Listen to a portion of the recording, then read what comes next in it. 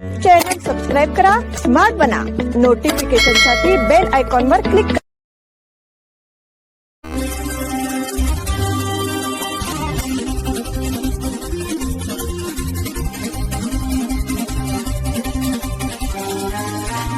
नमस्कार, स्मार्ट न्यूजच्या आजच्या बुलेटिनमध्ये आपलं स्वागत. पाहूया आजच्या ठळक घडामोडी. शिवकुमार यांच्या कार्यारंभापूर्वी आंदोलनाचे ग्रहण.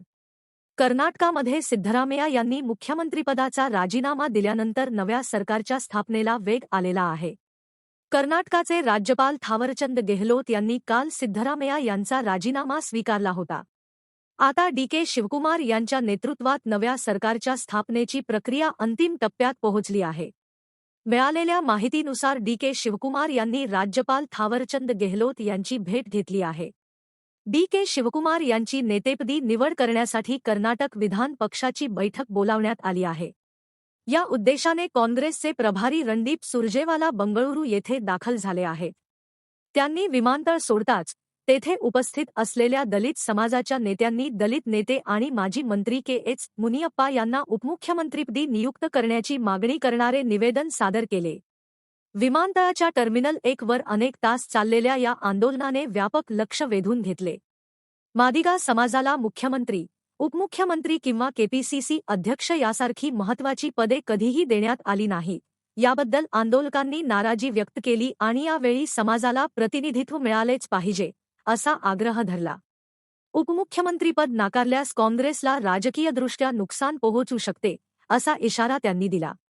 आपल्या मागण्यांकडे दुर्लक्ष केल्यास समाज पक्षाला धडा शिकवेल असेही ते म्हणाले.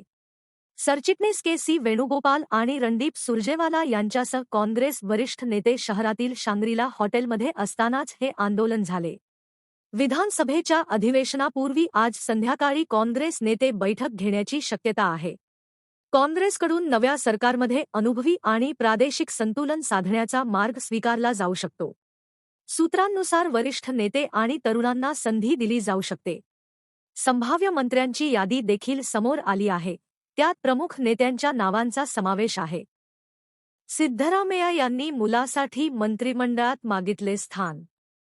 कर्नाटकामध्ये सत्तांतराची प्रक्रिया वेगाने सुरू असून मुख्यमंत्री सिद्धरामय्या यांचा राजीनामा राज्यपाल थावरचंद गेहलोत यांनी स्वीकारल्यानंतर आणि राज्य मंत्रिमंडळ बरखास्त झाल्यानंतर काँग्रेस नेतृत्व नवीन सरकारच्या स्थापनेला अंतिम रूप देण्यात व्यस्त आहे. सिद्धरामय्या यांनी आगामी डी.के. शिवकुमार यांच्या नेतृत्वाखालील सरकारमध्ये आपल्या मुलाला मंत्रिमंडळात स्थान देण्याची मागणी केली आहे. विधिमंडळ पक्षाच्या बैठकीचे अध्यक्षपद स्वतः सिद्धरामय्या भूषवणार आहेत. या बैठकीत डी.के. शिवकुमार यांची काँग्रेस विधिमंडळ पक्षाच्या नेतेपदी निवड जवळपास निश्चित मानली जात असून त्यानंतर नवीन सरकार स्थापन करण्याची आणि मंत्रिमंडळ विस्ताराची प्रक्रिया सुरू होईल.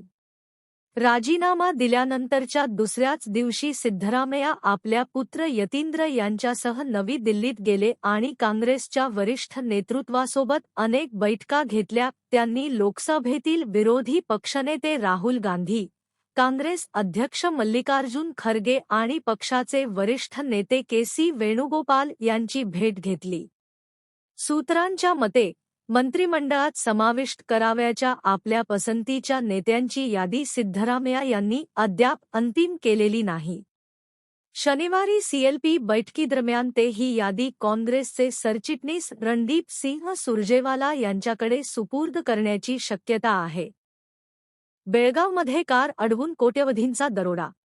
गोवा येथे जाणाऱ्या सुवर्ण कारागिरांचे अपहरण करून पिस्तूल आणि चाकूचा धाक दाखवत दरोडा टाकणाऱ्या 8 आरोपींना पोलिसांनी अटक केली आहे. आरोपींकडून 40.50 लाख रुपयांची रोकड, वाहने आणि इतर साहित्य जप्त करण्यात आल्याची माहिती जिल्हा पोलीस अधीक्षक के. रामराजन यांनी दिली.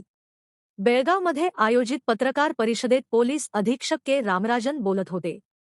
मूळचे पश्चिम बंगाल आणि सध्या बेळगावमधील शहापूर येथे राहणारे एस.के. इबादुल यांनी दिलेल्या तक्रारीवरून हा गुन्हा दाखल करण्यात आला होता.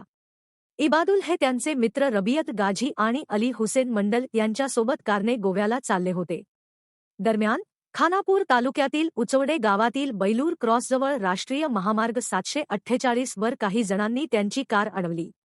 त्यानंतर तिघांनाही रस्त्याच्या कडेला असलेल्या शेतात नेऊन पिस्तूल आणि चाकूचा धाक दाखवून धमकावण्यात आले. इबादुल यांच्याकडील 1,02,00,000 रुपयांची रोकड आणि रबियल गाझी यांच्याकडील 225 ग्राम सोने लुटून दरोडेखोर पसार झाले होते. खानापुरात बेकायदेशीर बंदूक कारखान्याचा पर्दाफाश. बेळगाव जिल्ह्यातील खानापूर पोलिसांनी एका मोठ्या बेकायदेशीर बंदूक निर्मिती कारखान्याचा पर्दाफाश केला असून या प्रकरणी तब्बल 13 जणांना अटक केली आहे. पोलिसांनी कारवाई दरम्यान 9 गावठी पिस्तूल, मोठ्या प्रमाणात दारुगोळा आणि बंदूक तयार करण्यासाठी वापरले जाणारे साहित्य जप्त केले आहे.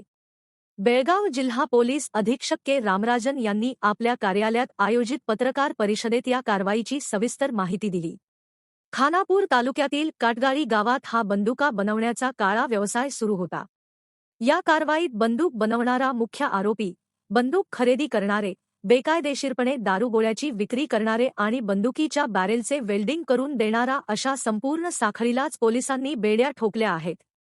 पोलीस अधीक्षक के रामराजन यांनी सांगितले की मुख्य आरोपी मारुती श्रीकांत सुतार हा 2014 पासून आपल्या घरात बेकायदेशीरपणे गावठी बंदुका तयार करून लोकांची फसवणूक करत आणि विकत असल्याची खात्रीशीर माहिती पोलिसांना मिळाली होती. खानापूर पोलीस ठाण्याचे पोलीस कॉन्स्टेबल सिद्धराम हसरे यांनी 11 मे रोजी दिलेल्या तक्रारीवरून भारतीय हत्यार कायदा 1959 च्या विविध कलमांखाली गुन्हा दाखल करून पोलिसांनी ही कारवाई केली. पोलिसांनी 11 मे रोजी मुख्य आरोपी मारुती सुतार याला अटक केली आणि त्याच्याकडून एक अर्धवट तयार झालेली बंदूक जप्त केली. त्यानंतर त्याच्याकडून बंदुका खरेदी करणाऱ्या काटगाळी आणि मोदेकोप्प परिसरातील सोमनाथ चौगुले, संतोष नायक, मारुती गुडद्यागोळ, बाळू नायक, लक्ष्मण गुजनाळ, बसवराज सालोटगी, बसवंती यरमाळकर, लक्ष्मण गुरव आणि बंदूक बनवण्यासाठी आगाऊ पैसे देणारा मरियाप्पा नायक अशा 9 जणांना अटक करून त्यांच्याकडून प्रत्येकी एक याप्रमाणे 8 तयार बंदुका जप्त केल्या. मराठा सेंटरमध्ये अग्निवीरांनी घेतली देशसेवेची शपथ. देश संरक्षणासाठी प्रसंगी जीवाचे बलिदान ही मराठा लाईट इन्फंट्रीची ओळख असल्याचे मराठा लाईट इन्फंट्री रेजिमेंटल सेंटरचे कमांडंट ब्रिगेडियर गिरीश उपाध्याय म्हणाले. भारतीय सैन्याच्या अग्निपथ योजनेअंतर्गत 24 आठवड्यांचे कठोर प्रशिक्षण यशस्वीरित्या पूर्ण केलेल्या 7व्या तुकडीतील 765 अग्निवीरांनी आज देशसेवेची शपथ घेतली. Maratha light infantry regimental centre येथे हा दिमागदार शपथविधी सोहळा पार पडला. यावेळी झालेल्या शिस्तबद्ध पथसंचलनाचे परीक्षण मराठा लाईट इन्फंट्री रेजिमेंटल सेंटरचे कमांडंट ब्रिगेडियर गिरीश उपाध्याय यांनी केले. पथसंचलनाचे नेतृत्व अग्निवीर संकेतसिंह यांनी केले, तर मेजर गजानन पाटील यांनी परेड ॲडज्युटंट म्हणून जबाबदारी सांभाळली. राष्ट्रीय ध्वज, रेजिमेंटल ध्वज आणि विविध धर्मग्रंथांच्या साक्षीने अग्निवीरांनी शपथ घेतली. यावेळी ब्रिगेडियर उपाध्याय यांनी नव्याने शपथबद्ध झालेल्या अग्निवीरांना मार्गदर्शन केले. रेजिमेंटल सेंटरमध्ये दिलेले प्रशिक्षण भविष्यातील सेवाकाळात निश्चितच उपयुक्त ठरेल, असा विश्वास त्यांनी व्यक्त केला. प्रशिक्षणादरम्यान विविध क्षेत्रात उल्लेखनीय कामगिरी करणाऱ्या अग्निवीरांचा यावेळी सन्मान करण्यात आला. कंगराळी खुर्द मराठी शाळेच्या शतकोत्तर महोत्सवाचे उद्घाटन.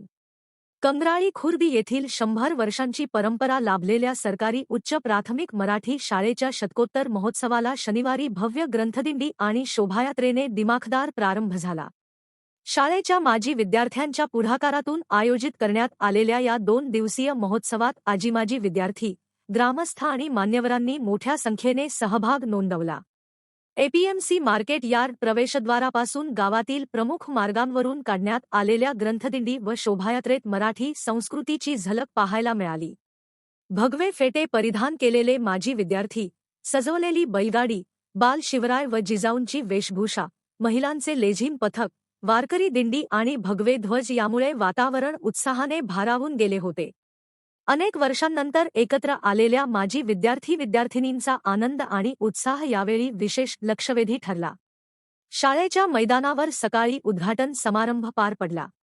शाळेचे माजी विद्यार्थी व माजी मुख्याध्यापक टी.डी. पाटील यांच्या अध्यक्षतेखाली झालेल्या कार्यक्रमात जिल्हा शिक्षणाधिकारी लीलावती हिरेमठ, समाजसेवक रमाकांत कोंडुस्कर, उद्योजक CM. Patil, RI. Patil, Sanjay Mohangekar, MG. Patil, RM. Chougule, Vikram Mudgekar, SDMC अध्यक्ष यल्लाप्पा पाटील, उपाध्यक्ष अश्विनी पाटील यांच्यासह अनेक मान्यवर उपस्थित होते.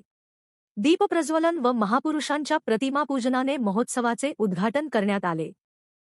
याचबरोबर स्मार्ट न्यूज मराठीचे आजचे बुलेटिन इथेच संपले. धन्यवाद.